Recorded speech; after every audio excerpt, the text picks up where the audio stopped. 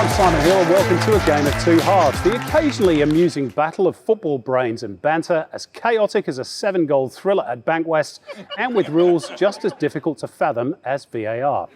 We kick off with a look at this week's news, and in Western Sydney, a thrilling match took place between the Wanderers and the Phoenix, 1 year on from their last game in New Zealand. Sadly for the Knicks, just like Australia's border restrictions, VAR denied them a comeback. In the W League, Canberra's Michelle Heyman finally overtook Sam Kerr for the all-time goal-scoring record. Kerr still managed to deny Heyman her moment in the spotlight, though, and promptly scored a hat-trick for Chelsea in a cup final.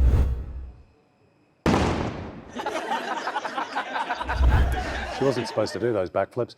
Melbourne Victory's decision to bolster the coaching team in the form of Jean-Paul de Marini has paid immediate dividends. The added tactical nous saw Victory go from losing 6-0 to their rivals to only losing 3-1 to their rivals. And in a coup for every other code and the global fight against the pandemic, forensics at Victoria Police have discovered the coronavirus only spreads during A-League football matches. Injections of atmosphere are still thought to be some time away.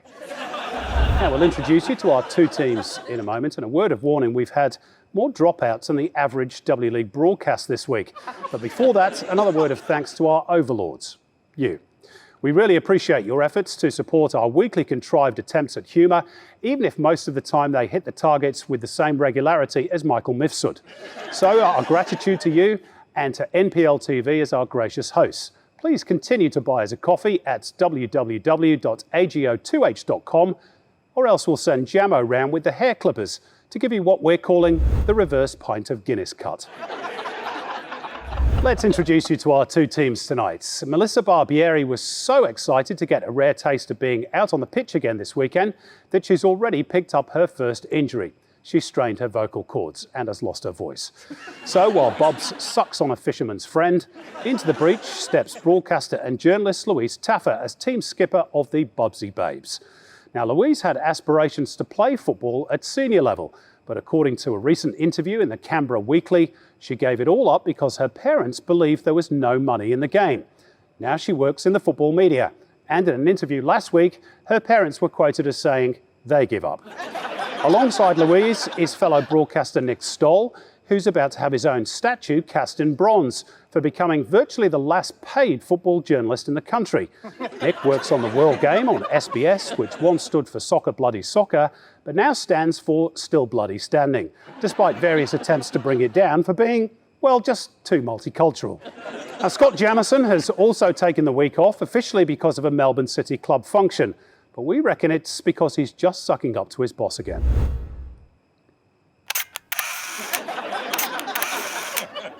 And so, journalist John Davidson will captain the Jamo Tarts this week. John divides his time between Sydney and Sheffield and knows all about the struggle to find paid work. He writes about football in Australia and rugby league in England. Next year, he plans to write about ice hockey in Africa and curling in Qatar. While in Russia for the World Cup in 2018, he demonstrated those contrarian abilities.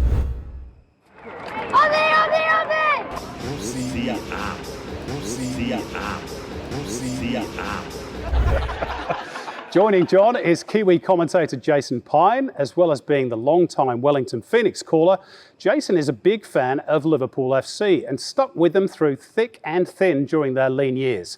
Well, thin actually. This is Jason when they won the league in 1990. And this is him when they next won it in 2019. Good luck to all our teams. Let's get into it then. On to our first round and the chance to get some points on the board. It is 4-4-2. We show one team a set of 4 pictures. They can come up with any answer they like. Even if it's totally wrong, they might just get a point if it's creative enough. However, if they don't get the right answer, we'll call it offside at the last second, and the other team will get a shot at the points. So let's get started. Bubsy Babes, Nick and Louise, you are up first. Now for this one, we have Stefan Kolakowski, Daniel Wilmering, Dylan Holmes and Matt Hatch, or Sam Hatchy Hatch as Jamo knows it. Each of them has something in common, but what is it and who is the odd one out? Stoll, do you reckon Stefan Kolakowski is the odd one out because he wasn't a ball boy? I reckon he might be the odd one out because he has a contract for next season. I like that, Nick. You get a point for creativity. And of course, probably going to award the Bubsy Babes a point for having their backdrops as well. As you'll see, the Jamo Tarts haven't managed to work that out. It is not actually Stefan Kolakowski, unfortunately. Here's the 4 again. We'll give you a hint. We'll throw it over, actually, to the Jamo Tarts. The A-League and W-League got them while they were young. That is your clue, Jason and John. John, I wonder whether they're all childhood fans of the teams they now play for. I know Daniel Wilmering, obviously there as a ball boy for Western Sydney, now plays for them. I wonder Matty Hatch came up through Central Coast, Kolakowski, Melbourne City as well. So I wonder whether it's something to do with that. So which is the odd one out then, Jason? You're on the right lines, I have to tell you. Well, Kolakowski can't be a City fan considering they were brought in 2010-11. So unless he switched from Victory. So maybe it's Kolakowski because he didn't support the team he now plays for as a boy. How's that? Oh, well, unfortunately, it's not the right answer, Jason, but you are on the right lines. I'm going to give the Bubsy Babes, Louise and Nick, one last crack at this. Oh, I thought I was winning by default. Surely. I think it is...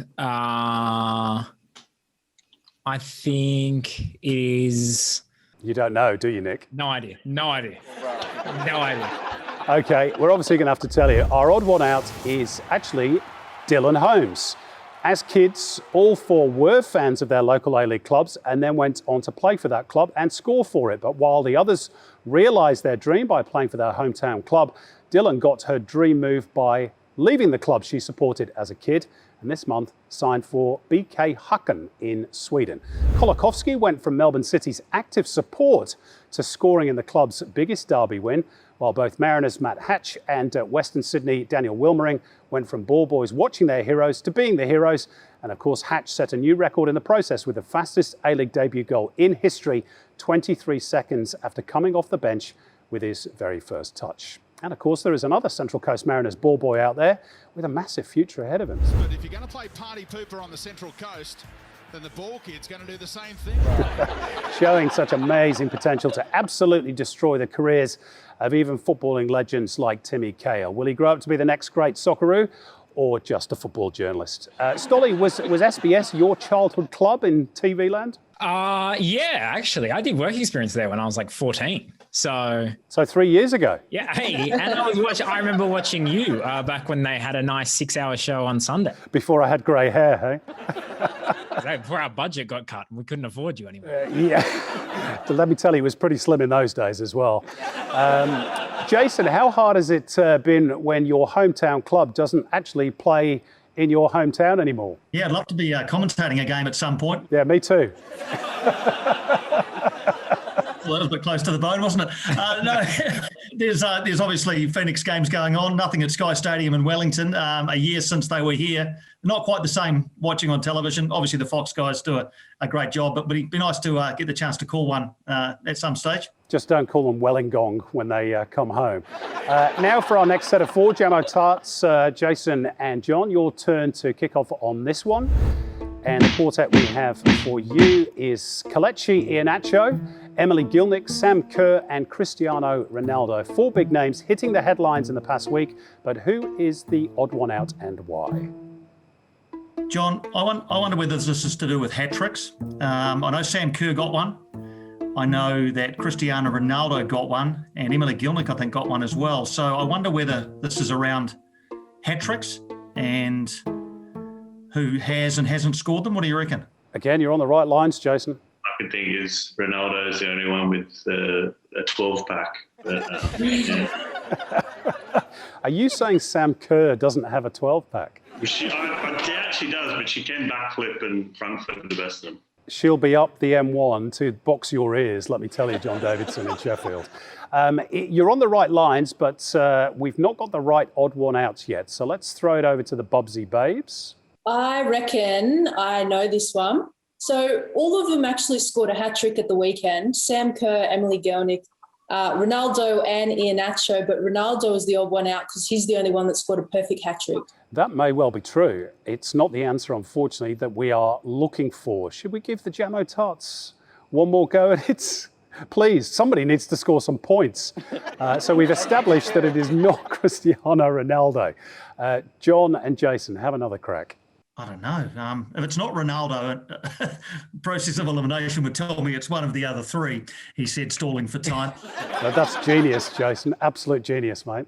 Okay, I'm struggling. I quite liked Ronaldo for the fact that he's the only one who's been turned by Andrew Durante in an international match. Clearly, that's not the right answer either. No, but we might give you a point for creativity in getting Andrew Durante into the show. The odd one out is our very own Sam Kerr. They were all hat-trick heroes on the weekend, but Sam was the only one who did it in a cup final, the Continental Cup final, as Chelsea thrashed Bristol City 6-0. John, we're obviously seeing a lot more of women's football in the UK because we've got so many Matildas playing there at the moment, but is it making inroads with the public over there too? Yeah, it is. They just picked up a new TV deal.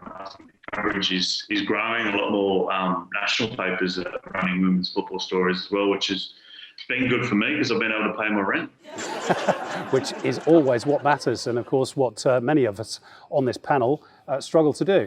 That brings us to the end of the first round. It's not a high point scoring round, I don't think. Renowned Jamo nemesis Hayley Routley, who's Western Sydney Wanderers and who's Wellington Phoenix? Well, in a round of so close moments, it's 1 point apiece. Goodness me, it's a low-scoring draw. Thanks very much, Hayley. Still plenty of time left in the game. As we ask, who are you? Who are you? And this week, it has a special St Patrick's Day twist. We have run some famous football Patricks through the leprechaun filter and found a little bit of gold. Each team will be shown 2 Patricks, and you have to crack the mystery IDs of each. We'll give you a clue before we start, though. In a double hat-trick of Patricks, not one of them is actually Irish. Got that? All right, let's start with Louise and Nick. Here's your first 2. Who are these 2 Patricks? One is Patrick Kluivert, and the other, Louise? Is Patrick Kisnorbo. You are too good. Points on the board for the Bubsy Babes. The beards didn't fool you. Team John and Jason, you're up next. Here are your 2 Patricks. Who are these guys?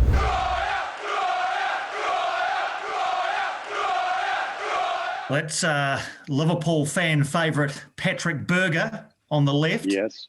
With this pint of Guinness. Who's that on the right, John? That's Patrick Zwijnswijk, who is Dutch. Beautiful pronunciation, John.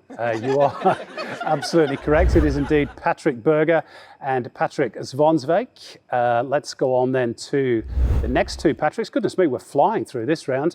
This one is for Team Louise.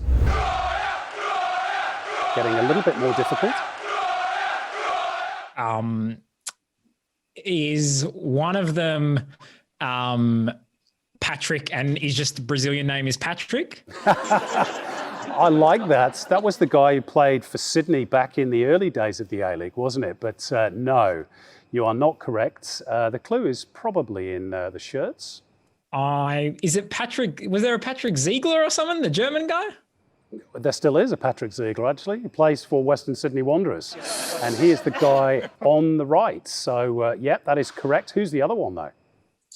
Melbourne Heart player, obviously. So, yeah, struggling. I can't pick him. Dutch. I bet he's Dutch. Not quite, no. All right, well, the answer, it is a tough one, but it is Patrick Gerhardt. Last seen playing for Nunawading. And as you rightly pointed out, Nick, Western Sydney Wanderers German Aussie Patrick Ziegler. A bit more difficult, that one. Final 2 Patricks coming up for Team John. Who are these pair? Well, that's pretty easy on the left, isn't it? There's Patrick Vieira, the Arsenal talisman. It is Patrice Evra. We did take a little bit of a liberty with the French pronunciation or spelling of Patrice Evra and Patrick Evra, Arsenal legend, last seen managing Nice, and Evra, of course, formerly with Manchester United and France legend. And that is the end of the special St Paddy's Day round with surprisingly few cliches and racial slurs, to be sure. Oh, damn, sorry. As we hit the halfway mark, can we have a score check, please, Hayley? Who is guzzling Guinness And who's on the Kilkenny, not Neil? Well, the Jammo Tarts just have their noses in hand. 5 points to the Bubsy Babes 4. They have their noses in hand. Yeah, I meant in hand. That's an interesting twist on that particular saying. Thanks very much, Hayley. We will be back right after this quick bout of barely disguised begging. See you soon. Thanks for watching. If you'd like to support us even more than Mexican fans love Wellington Phoenix, you can buy us a coffee at www.ago2h.com. And if you're a business wanting to serve more Australian football fans than the catering staff at an A-League stadium, we're here for you as well. Drop us a line to show@ago2h.com and let's talk. We can make even small budgets go extremely far, as you can see. Thanks.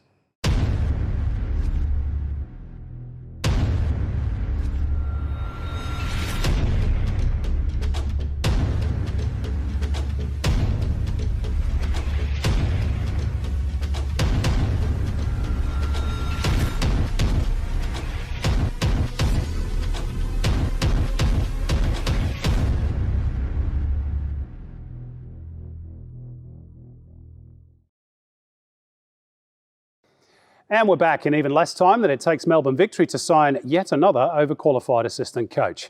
Next up, it's the segment that Jammo smashed so hard last week that we're not sure if he's just absent this week or if Hayley Routley ordered a hitman. Parts of the upcoming headlines are missing, like a Sydney FC coach's humility. 1 point to the team who can fill in the missing words, and some bonus points for those who work overtime to create some clickbait. And we're away. Louise and Nick, you are first. Paris Saint-Germain's Angel Di Maria and Marquinhos have what during their match against Nantes? Any guesses for me, Louise? Do you want the real answer? You can give me the wrong one if you like. I don't care. I'm going to give you the real answer because Stoll and I need to overtake the Jammo Tarts here.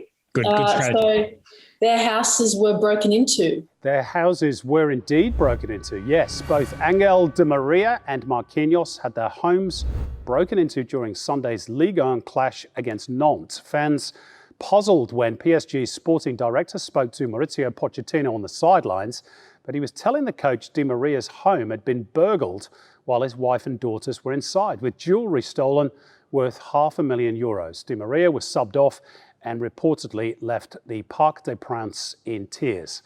The last time we saw someone head home in tears over being robbed while at the football was, of course, Aussie fans after that tackle in 2006. It's still gruesome. Our next headline is for the J team, John and Jason. Salford sink Portsmouth in EFL Trophy final to become what? To become even more unlikable. Yes, they're not very popular down in the lower reaches of English football because they sort of spent their way into the Football League, didn't they?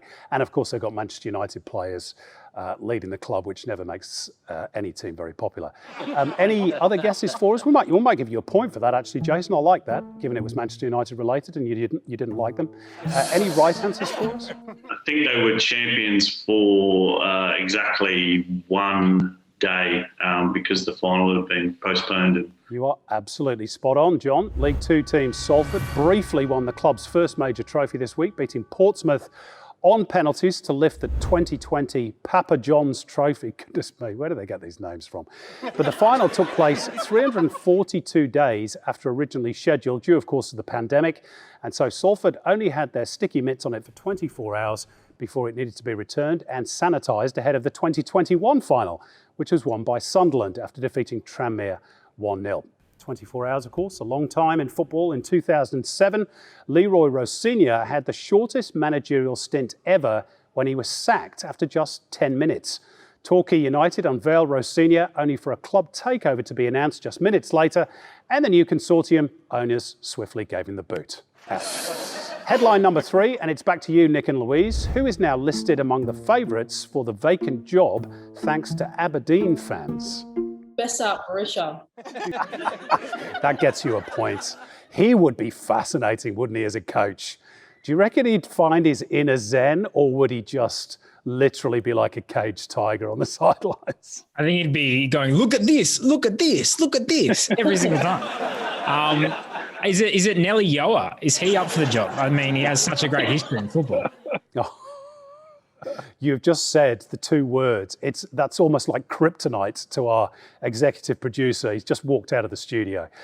It is not Nelly Yoa, but I reckon Hayley might give you a point for that, given it's really irritated our executive producer.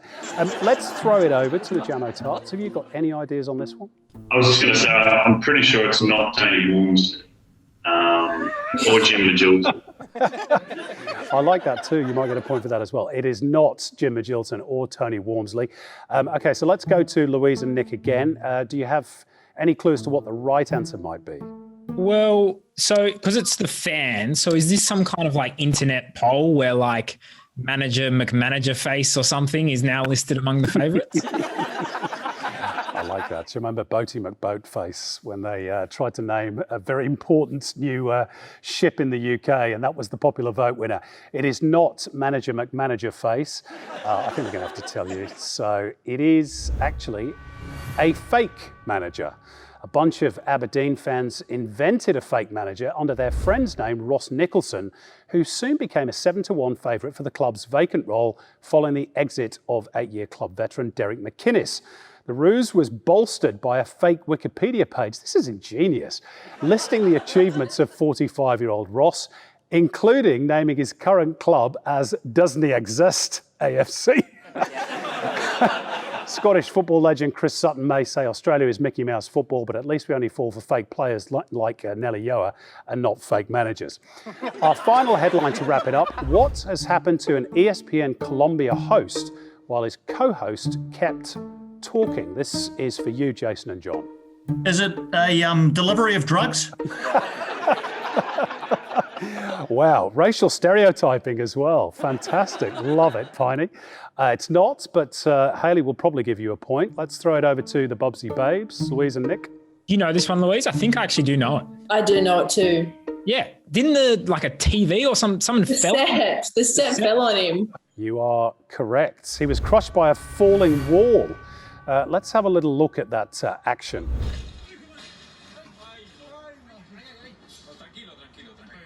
He is absolutely cleaned up, isn't he? ESPN Colombia presenter Carlos Orduz was crushed during a live studio broadcast this week by a piece of set backdrop board. Orduz was slammed into the table, as you saw, while discussing the Champions League, catching co-host Francisco Javier Vélez off guard before they eventually cut to an ad break. Luckily, Orduz escaped serious injury. Conversely, of course, in Australia, Grant Brebner has received the full support of his board, despite slamming Melbourne Victory into the bottom end of the table. Jason and Nick, we're going to get smashed for this, but I don't care. Jason and Nick, what are the worst things that have happened to you whilst you've been on air? Any stories for us? Any tales? Well, I was just going to say that wall was still better than the one that Juventus had in the Champions League. You know, it was great to there. But as for the worst things that have happened when I've been broadcasting, I mean, probably me just saying terrible things, or Lucy insulting the entire city of Adelaide and us getting called into meetings for a week. That was pretty bad. Oh, poor Lucy. She'll never get over that. So, Jason, what about you? Yeah, we've had the sprinklers go off a couple of times and completely drenching us. I also almost wore a ball in the side of the head from Ben Sigmund, actually, during his playing days. He reckons he was aiming for me, but I know that he hasn't got aim that good. But luckily, Fred de Jong got a hand up and deflected it away to prevent possible disaster. Good old Freddie. Could have been a goalkeeper back in the day. I almost caught the ball during a game at Molineux once. It was sliced into the stand and it just landed in my lap, which was fantastic. At the end of that round, Hayley Ratley, who's bringing the house down and who's wanting the ground to swallow them up? Well, firstly, I must just apologise to everyone for not having Speedy's pronunciation in the last cross. The Jamo Tarts have just pulled ahead 9 points to the Bubsy Babes 7. Well, what's going on with the scoring? We were ahead. Yeah, we even answered the questions correctly this time. No protests allowed in this game, I don't think. No protests allowed. Let's go VAR. This is the weekly tale. Nick, you just stepped into the role that Melissa Barbieri has vacated very, very smoothly. She whinges about the scoring every week. And Hayley is probably the most unpopular person, and she's such the nice person as well. Anyway, with time running out quicker than the A-League's days on Fox Sports, it could all hang on this. It is squeaky bum time. Quick fire trivia. 1 point for a right answer, -1 for a wrong answer, and 2 extra points for a hat-trick of correct answers. Teams, get ready. Question 1. Who scored an open goal for Western United in the dying minutes of the game against Brisbane, only for it to be chalked off by VAR? Was anybody watching the A-League at the weekend? Yes, go on, Piney. Connor Payne. Connor Payne is the correct answer. Pleasure, then pain. Question 2. There's been over a decade between goals for Alex Wilkinson. How many different prime ministers have we had in that time? Yes, John. I'm going to say 5, but it could be 6. And you had a long time to think about that one as well. Which one are you going with, John? Okay, I'll go 6. 5. 5 is correct. Bang, Louise on the rebound. That's what you call a tapping off the post, I think. Julia Gillard, Kevin Rudd, Tony Abbott, Malcolm Turnbull and Scott Morrison. What a motley crew.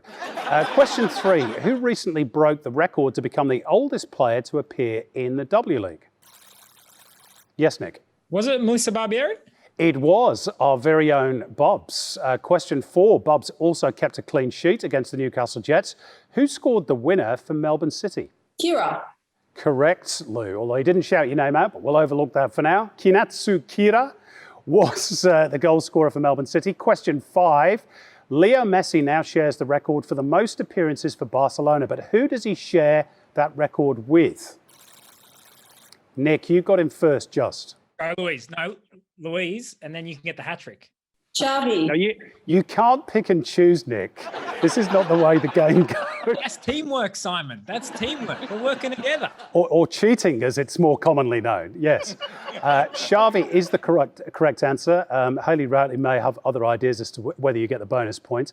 Let's move on to question 6. Why was Pierre-Emerick Aubameyang benched for the North London derby? Yes, Nick. He was late. He was late, so disciplinary reasons is the official answer. The Bobsy Babes seem to be pulling away with it. Come on, the Jamo Tarts. Question 7. Carl Veart was caught on camera at the weekend saying, unbelievable, the worst referee in the A-League. Who was the Adelaide United coach referring to? Yes, Piney. Chris Beath. Chris Beath is the correct answer. An important point for your team. I'm not saying I agree with Carl Veart necessarily, Simon. I'm pleased you put that rider in there. You do want to get back into the commentary box, don't you, Jason? Question 8. How many games have Chelsea lost since Thomas Tuchel took over? Yes, John. 0. 0 is correct. Oh, it's tight. 2 questions to go. Question 9. Robert Lewandowski has moved into second in the all-time Bundesliga goal-scoring charts, but who holds the all-time record? Yes, Nick. Gerd Muller. Gert der Bomber Muller. Lewandowski still trails by a mere 97 goals. It could all hang on this. Question 10. What is the real first name of the Sydney FC Brazilian striker Bobo? Yes, Nick. Is it Davison? It's close enough, I think. It's Davison. Davison Rogério da Silva is his full name, and also his Twitter handle, which can lead to some fun times online.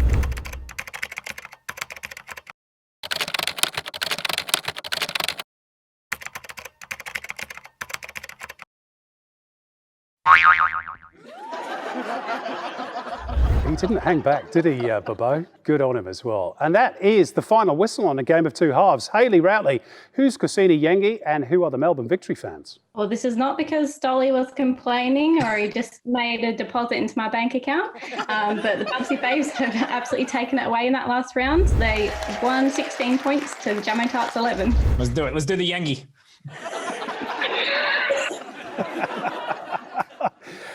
Melissa Barbieri will be absolutely delighted you have upheld her honour in her absence. But Jason and John, you will no doubt face the wrath of Scott Jamieson next time you are on. But thank you to all our guests this week, Louise and Nick, Jason and John, and thank you, of course, for watching. Finally, before we go, we just got some time for some late breaking news. Police around the country continue to deny A-League clubs their active areas and put out a new video guideline on the sort of thrilling active support they will accept. Everywhere we go! Everywhere we go!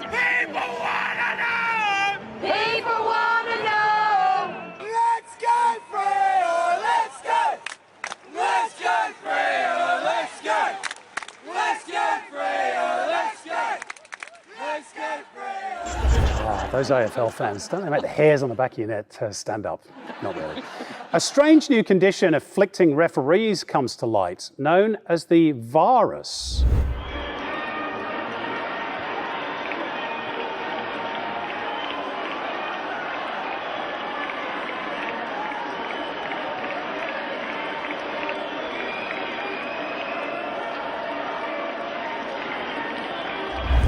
I don't think I've ever seen a referee as drunk as that. And finally, Jason Pine makes a return to television in New Zealand. His first task to explain to the viewers the different sponsors on the jerseys of the NZ Premiership clubs. Robbie's Bar and Bistro. What a meal they serve! A steak and a pint of spades. I reckon you get change out of 20. Tell you something, I'll tell you something down at Robbie's. John. They do surf and turf. Sorry, Piney, we could not resist. Don't forget to buy us a coffee. We'll see you next week. Bye.